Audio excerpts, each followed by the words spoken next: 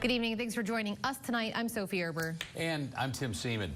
The Iowa State University Western Research Farm is celebrating its 75th anniversary later this month. As that date gets even closer, KCAU 9's Nick Wilson caught up with the farm superintendent to discuss how the farm helps Siouxland's agricultural community in our top story at 6.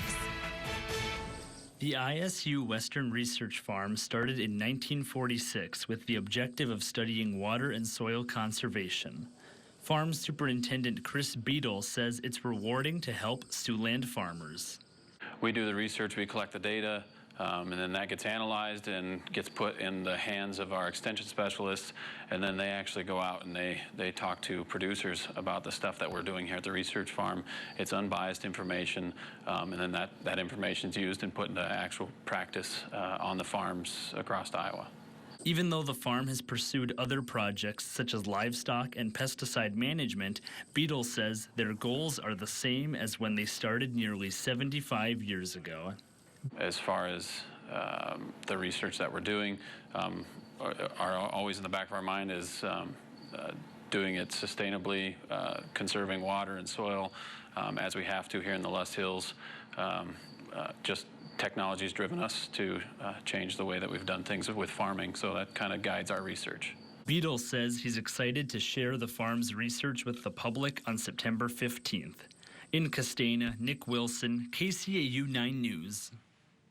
Yesterday, the Iowa Natural Heritage Foundation, or INHF, secured the purchase of land along East Lake Okoboji's shoreline. The $8.2 million plot is the last remaining undeveloped piece of land in the area. The INHF secured the land's purchase with donations and pledges over the past year, and an INHF representative explains the importance of conserving this newly acquired land. Really, we just want to keep it natural, keep it wild. You know, increasingly around the Great Lakes region up here, it's getting more heavily developed, more congested, and part of the great things about the quality of life up here is the natural areas. KCAU 9 News reporter Jason Toktagian shares what the future holds for the East Okoboji shoreline. That's coming up tonight at 10.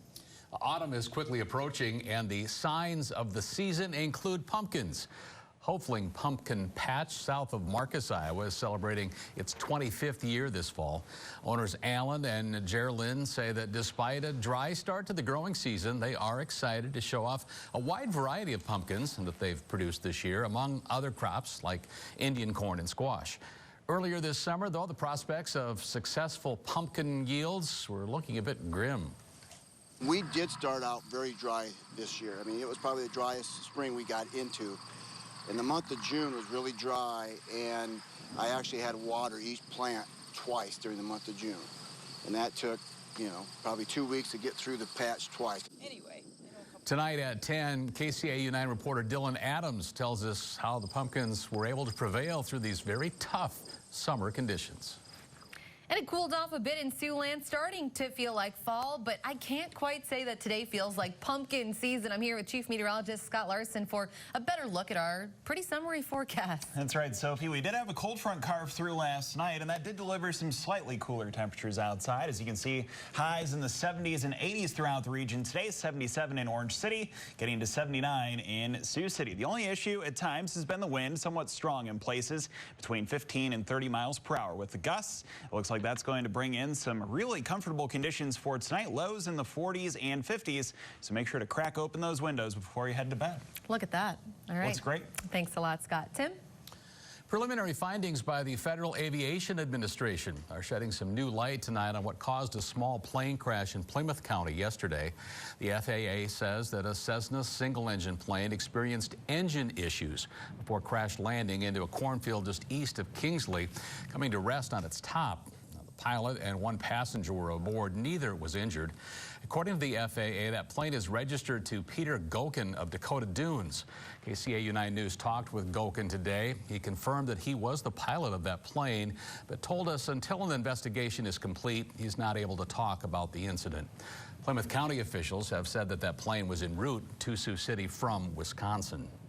Following the 6-week abortion ban in the state of Texas, South Dakota's Governor Kristi Noem has now signed an executive order restricting access to abortions.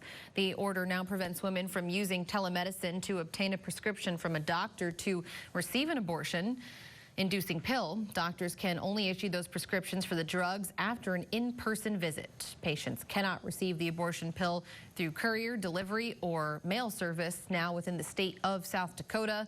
The order also directs the Department of Health to develop licensing requirements for clinics that only provide medical abortion through that pill.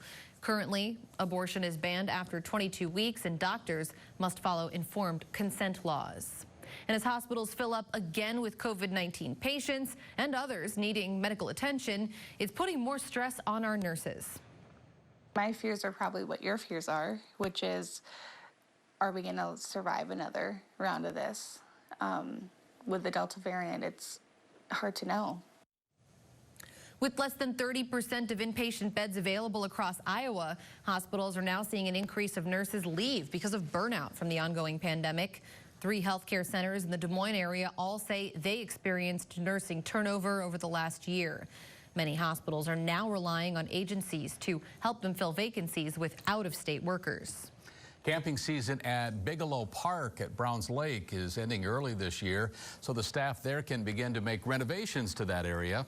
Over the years, RVs and campers have gotten bigger and heavier, and now the sites there at that park no longer fit most campers.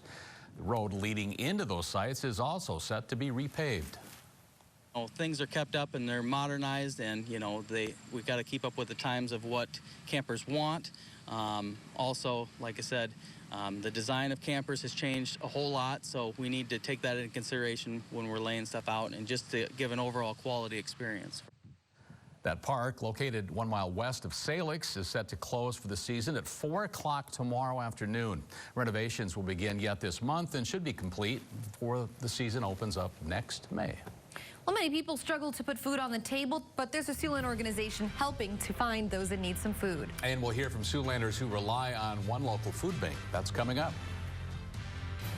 And it looks to be a spectacular September weather pattern out there with warm days and comfortably cool nights, plenty of sunshine. Rain looks to organize again next week. We'll talk about the chances in the 9 on 9 forecast. You're watching KCAU 9 News with Tim Seaman, Sophie Erber, Chief Meteorologist Scott Larson, and Sports Director Jake Jones. This is KCAU 9 News at 6. Bit of a cooler day in Siouxland, but the sun glistening off of lakes and ponds made it seem just as warm almost. That's right, yeah. It still felt pretty nice out there. Not quite as warm as what the weekend held for us, but we still saw highs in the upper 70s and lower 80s. As we look outside over Lewis and Clark Lake, this is in Yankton, South Dakota. We had a lot of boats on the waters, of course, over the Labor Day holiday weekend. It looks like more vacant waters today. Checking the almanac for this afternoon, we were able to hit a high of 79 in Sioux City. That matches the average for this date, and the low temperature this morning at 61 degrees. Here's a look at temperatures as they currently stand in the 70s and 80s. It feels comfortable outdoors. 80 degrees in Valentine and Thursday into Friday. It does become a little bit hotter here for Friday and Saturday with bright sunshine, high temperatures hiking up into the mid-80s. 79 the expected high on Sunday with some more clouds entering, and there could be an isolated storm or two. A better chance of seeing some more widespread rain on Monday, but even then, not a whole lot of confidence in that. At the moment, it looks like precipitation chances are going to be held at a premium for much of the forecast. High temperatures in the middle to upper 70s as we turn the page to next week. Well, here's a shot of a great sunset that occurred. This was in Whispering Creek here in Sioux City. Thanks to Dan Brooks for snapping that red sun on the horizon there. A beautiful scene. If you have a picture that you want to share with Siouxland, make sure to find our website, go to the weather tab, and scroll on down to send us your photos. We'd love to share them here on KCAU 9 News. That is one of my favorite spots to drive through, at least around sunset time. So glad he captured that nice shot. Yeah, beautiful neighborhood. Kind of up on a hill, so you really get a good look vantage. back to the west. Yeah, nice to get that elevation. Thanks, Scott. NewsNation Prime is the country's only live national newscast in prime time. Comes your way every night at 7 Central on News Nation, so here's a preview. Hunted by the Taliban, a pregnant American trapped in Afghanistan says she's being targeted. Now, Congressman Darrell Issa shares his mission to get her out alive. That's coming up on Balance tonight, followed by News Nation Prime. Now here's a look at tonight's Banfield. Thanks. Tonight on Banfield, 2 stars of the hit show Shark Tank being sued by almost 24 entrepreneurs. But were Mr. Wonderful and Kevin Harrington victims of a scam themselves? We're live with one of the plaintiffs tonight on Banfield. Again, News Nation Prime comes your way every night at 7 Central on News Nation. And you can watch News Nation on any of the channels you see now on your screen. You can also check your local listings for News Nation. The Food Bank of Siouxland has been helping folks here in Siouxland for decades. And for Hunger Action Month, we are sharing how they impact the lives of Siouxlanders. Coming up right after this break. Right now, there are millions of households experiencing food insecurity, but there are several Siouxland organizations who are trying to help get meals to people in need. And tonight, as part of our series, Feeding America, KCAU 9 reporter Mallory Smith takes a look at what the Food Bank of Siouxland means to folks who rely on it. It's just tough to just make ends meet. Stainbrook's home is her car. She says even on a good day, the cost of food and basic needs are almost unobtainable. With the pandemic, Stainbrook says she doesn't see how she could possibly afford the essentials. I would say mostly the last 6-8 months, things have just went up just out of sight. She, like many other Siouxlanders, rely on options like the mobile food pantry. Just helps us get by. I mean, things in the grocery store have doubled. Your gasoline has doubled. It's just out of sight. You got to have some of this stuff, mostly this fresh produce, to make it, you know, if you want to eat all month. You go to the store, you're broke by the time you get out of there. You have no money for anything else. The Food Bank of Siouxland is a warehouse that collects food and hands it out to organizations like Voices for Food, who also happens to be the Food Bank's partner in helping provide fresh, locally grown produce to Siouxlanders, something that the Food Bank's executive director says is needed here in Sioux City. In a lot of cases, it's not necessarily that a person doesn't have enough food, it's also getting the right food to them. So if we can provide them healthy protein and fresh produce, that will really help improve their health and their diet. Food insecurity nationally and locally has become an increasingly worse problem as the pandemic imposes many restrictions for millions of families. The USDA estimates more than 11 million children in the U.S. live in food insecure households. Globally, the pandemic could nearly double the number of people suffering severe hunger, totaling more than 250 million people by the end of the year. Just all your expenses are just tough anymore. For Siouxlanders Veradorn and Stainbrook, organizations like the Food Bank of Siouxland is the little light of hope during dark times. You know, you figure it's always going to be here, so yeah, that helps a bunch. All these food banks are helpful. They're giving their time to help other people. That's the best thing you can give. For Feeding America, Mallory Smith, KCAU 9 News. During just one event, that mobile pantry distributes nearly 4,000 to 5,000 pounds of food. If you're interested in joining in their next pantry or becoming a volunteer for them, you can go to our website right now at the address on your screen, SiouxlandProud.com, or the KCAU 9 mobile news app.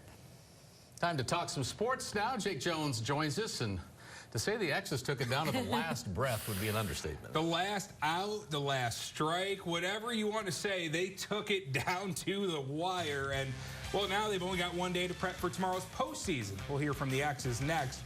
Plus, the first high school football rankings released in Iowa today. I'll tell you who the voters like. Coming up next in sports. Back to back at 5 and 6. Get a math lesson in this sport. I was going to say it's a lot of numbers. I needed an abacus there. Thanks, Jake. And we check in for one final look at your forecast with Scott. But first, let's take you outside on this sunny night here in Siouxland. Well, if you're a techie, here's something that might get your attention. An engineer is unveiling a robot. It's kind of a creation that could apparently make water on Mars. Say hello to LU. It's a robot with the power to make drinking water out of thin air. Experts say that the environment there on the Martian planet is both very dry and extremely humid. Interesting combo. ELU is designed to capture the humidity and then compress that into water. Pretty cool. Even if it never makes it to Mars, the robot can help provide life-saving water for people in desert climates here on Earth. That's useful. Officials say it can make a little more than 4 cups of water. I wish I could turn the humidity into water on humid days. Can we just give credit to our producer Kayla for finding the video on Mars? Right? Are you serious? Yeah, how did that happen? Unbelievable. Some good green Dundee. screen work, maybe. Thanks a lot. And Scott, what's it like outside? No, not a whole lot of water. yeah, we don't have it. No, it's going to be dry and well, a little bit cool out there. You could argue for tonight. A low temperature of 51 is expected in Sioux City. 78 the high tomorrow. Bright sunshine, a bit of a breeze back in the picture from the northwest. Sunny skies, highs in the 70s and 80s as we continue through the week. All right, Scott, thanks. Thanks for being with us on this Tuesday. We'll see you here at 10. Good night.